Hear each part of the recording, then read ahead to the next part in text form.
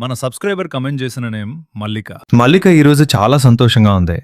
ఎందుకంటే ఈరోజు ఉగాది. సూర్యుడు మెల్లగా కిటికీలోంచి లోపలికి చూస్తున్నాడు.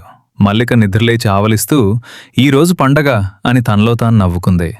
కిటికీ బయట పక్షులు కూడా కొత్త పాటలు పాడుతున్నాయి. మల్లిక తన తండ్రి మాధవ్తో కలిసి ఇంటిని అలంకరిస్తోంది. వాళ్ళు పచ్చని మామిడి ఆకులతో తోరణాలు కడుతున్నారు. మామిడాకులు కొత్త సంవత్సరానికి శుభాన్ని తెస్తాయి మల్లిక అని మాధవ్ చెప్పారు.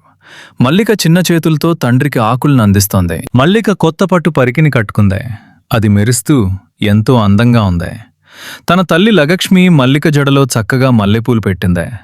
మల్లిక అద్దంలో తనని తాను చూసుకుని ఒక చిన్న దేవతలా ఉందని మురిసిపోయింది. ఇంటి ముందు మల్లిక లక్ష్మి కలిసి రంగురంగుల ముగ్గులు వేశారు. తెల్లని పిండితో గీతలు గీసి మధ్యలో పసుపు ఎరుపు రంగులు నింపారు.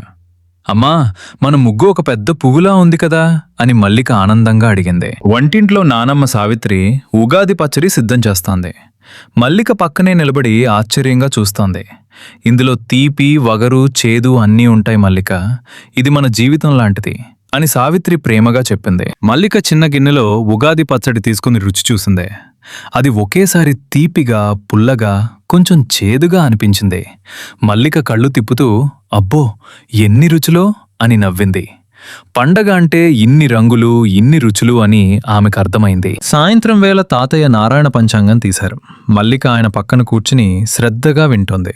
ఈ సంవత్సరం మనందరికీ మంచి జరుగుతుంది అని తాతయ్య చెప్పారు.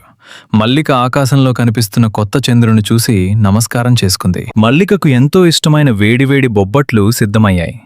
నెయ్యి వేసిన ఆ బొబ్బట్లను మల్లిక ఎంతో ఇష్టంగా తింటోంది. ఇల్లంతా తీయటి వాసనతో నిండిపోయింది. ప్రతి ముద్దలోనూ పండగ సంతోషం కనిపిస్తోంది. బయట తోటలో చెట్లు కొత్త చిగుళ్లతో కళకళలాడుతున్నాయి. మల్లిక గాలిలో పరుగులు తీస్తూ ఆడుకుంటోంది. కోయిలమ్మ పాటలు వింటూ, రాలిన వేపపూలను ఏరుకుంటూ మల్లిక ఎంతో సరదాగా గడిపింది. వసంతకాలం ఎంత బావుందో. మల్లిక తన తల్లి లక్ష్మిని గట్టిగా కౌగిలించుకుంది. అమ్మా, ఉగాది పండగ నాకు చాలా ఇష్టం అని చెప్పింది.